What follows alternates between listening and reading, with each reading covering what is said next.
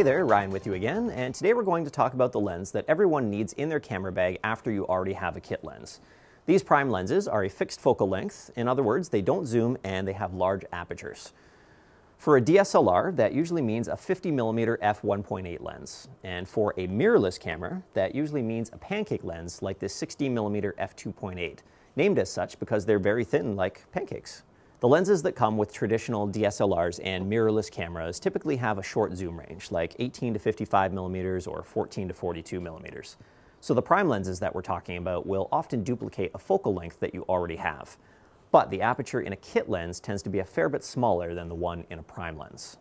So what does all that mean? Well, if you're shooting portraits with your kit lens, you can end up with a lot of distracting background elements behind the subject that are clearly visible.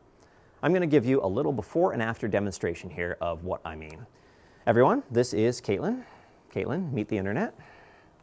So first, I'm going to photograph Caitlin with the kit lens that I have here, zoomed in to 50 millimeters.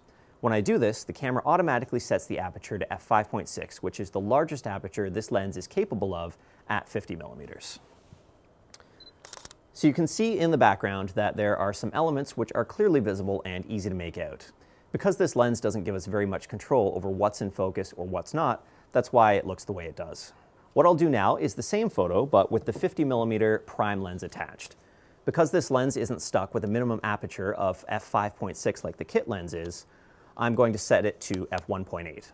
And what this will do is give us more separation between the background and the foreground, even though all the other elements have stayed the same. So here's a side-by-side comparison of the two photos.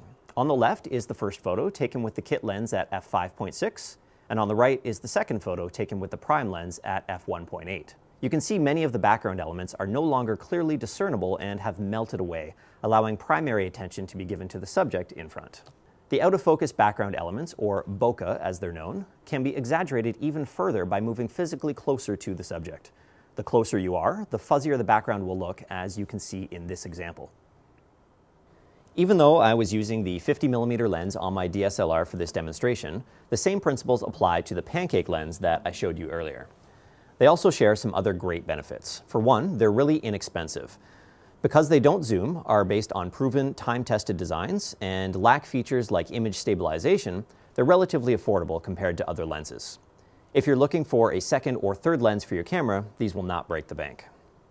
The second benefit is that they're really small and lightweight, so this makes it a lot easier to carry around your camera on your neck all day and takes up virtually no space in your camera bag. You'll have lots of room for other accessories. So there you have it. These lenses give you more control over depth of field, they're lightweight and affordable.